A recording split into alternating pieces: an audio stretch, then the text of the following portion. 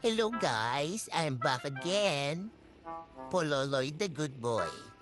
Hulaan niyo kung saan kami pupunta ni Mom. Oops, looks familiar. Aba teka, nasa bet na naman kami ni Mom.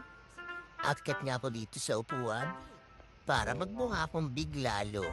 Para di nila mapansin na afraid ako. Hihihi. Papaturo nga naman ako ni Mom. Ito nga pala ay aking second deworming. Tapos kita ko na naman si Doc. Eto na nga guys, hindi na nabidyohan ni Mom yung pagturok sa akin. Kasi tumakbo ko kay Doc. Hehehe. Favorite ko nga pala isang sumasakay sa bukyo. Tapos, tingin na ako dito sa gilid kasama si Kuya Driver. Sarap kasi ng hangin. Gusto ko yung mga ganito. Natingin-tingin lang sa tanawin. Behave ako dito para lagi ako isasama ni Mom sa gala. Pero, ayoko nang pupunta sa bet. Hehehe. Till next time guys, yun lang.